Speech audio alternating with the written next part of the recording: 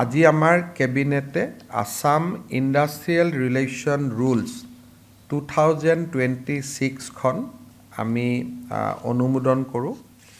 ঠিক তেনেদৰে ইণ্ডাষ্ট্ৰীৰ ক্ষেত্ৰত আৰু এখন ৰুল আছিলে the Assam social security rules 2026। এই আইনকেইখন হ'ল আমাৰ দেশত 29খন আইন আছে শ্ৰম বা লেবাৰ ৱেলফেয়াৰক লৈ। ভাৰত চৰকাৰে এই আইনকেইখনক 4টা কোডলৈকে ৰূপান্তৰ কৰিছিলে আৰু এই 4টা কোডৰ 2টা কোড হ'ল আসাম ইণ্ডাষ্ট্ৰিয়েল ৰিলেশ্যন ৰুলছ, এটা হ'ল ছ'চিয়েল ছিকিউৰিটি ৰুলছ। এই 2টা কোডৰ 2খন ৰুল আজি আমি নটিফাই কৰিবলৈ সিদ্ধান্ত লৈছোঁ আৰু বাকী 2খন কোড আমি পৰৱৰ্তী সময়ত আমি আলোচনাৰ মাজলৈকে আমি আনিম। আৰু এই কোড 2খনৰ ওপৰত আপোনালোকে জানিব খুজিলে গুগল কৰিলে ইয়াত যথেষ্ট মেটেৰিয়েল আছে। ইট ইজ এ চেণ্ট্ৰেল গভৰ্ণমেণ্টৰ পাৰ্লিয়ামেণ্টত পাছ কৰা কোড হয়, আমি মাত্ৰ ইয়াক নটিফাই কৰিছোঁ। আমাৰ ছ'চিয়েল ৱেলফেয়াৰৰ আপোনালোকে জানে যে আমাৰ তলত থাকে CDPO, ওপৰত থাকে ডিষ্ট্ৰিক্ট ছ'চিয়েল ৱেলফেয়াৰ অফিচাৰ। এই দুইগৰাকী অফিচাৰৰে দৰমহাখিনি একে আছিল, ছাৰ্ভিচ ৰুল নাছিলে। সেইকাৰণে আজি Assam social welfare recruitment and promotion service order 1994 খন এমেণ্ড কৰা হয় আৰু ইয়াৰ ফলত ছ'চিয়েল ৱেলফেয়াৰ ডিপাৰ্টমেণ্ট বা ওমেন বা চাইল্ড ৱেলফেয়াৰ ডিপাৰ্টমেণ্টৰ কিছু কাম কৰাত সুবিধা হ'ব।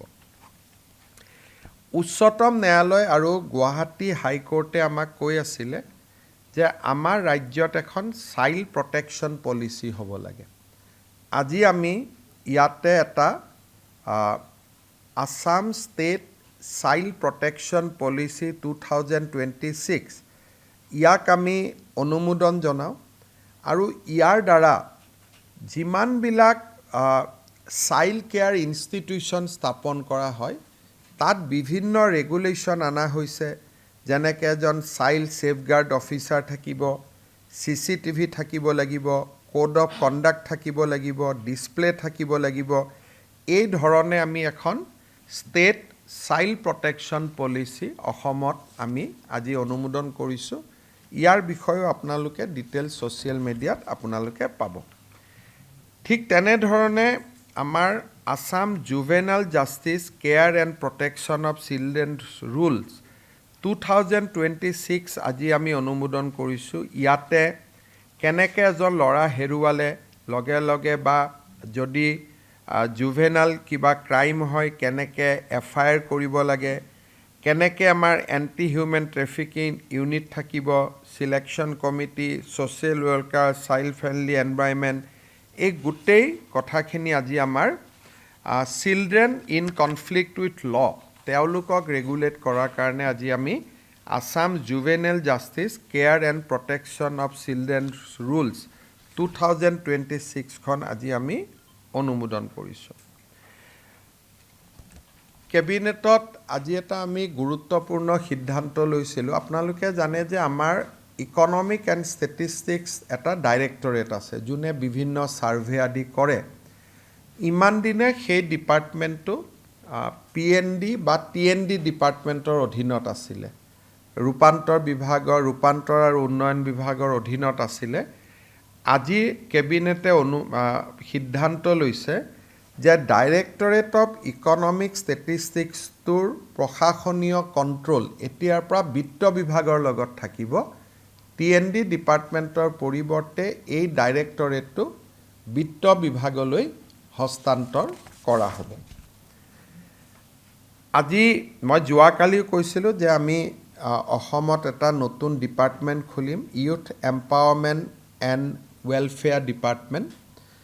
আজি এই ডিপাৰ্টমেণ্টটোৰ গঠনত কেবিনেটে অনুমোদন জনায়।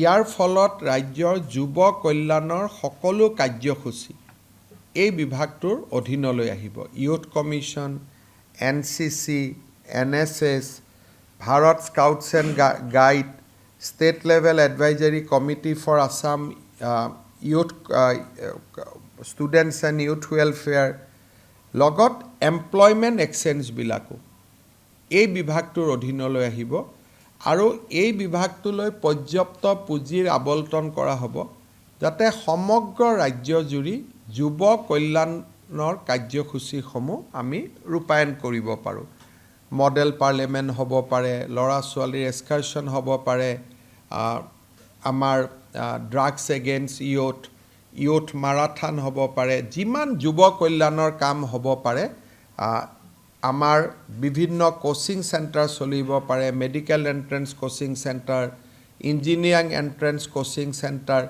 যুৱ সমাজৰ সামূহিক বিকাশৰ লগত জড়িত প্ৰত্যেকটো কাম এই বিভাগটোৰ পৰা পৰিচালিত কৰা হ'ব আৰু অহা 17 ছেপ্টেম্বৰ তাৰিখৰ পৰা এই বিভাগটোৱে নিজৰ কাম আৰম্ভ কৰিব ইয়াৰ এটা ছেক্ৰেটেৰিয়েট থাকিব ইয়াৰ এটা ডাইৰেক্টৰেট থাকিব আৰু ডিষ্ট্ৰিক্ট আৰু জোনেল লেভেলত ইয়াৰ অফিচ থাকিব খুব সম্ভৱ দেশৰ ভিতৰত ডেডিকেটেড ইউথ ৱেলফেয়াৰ ডিপাৰ্টমেণ্ট কৰা আমি এখন ৰাজ্য হ'ম otherwise sports and youth welfare দুটা কম্বাইণ্ড ডিপাৰ্টমেণ্ট আছিলে it will be launch from 17 September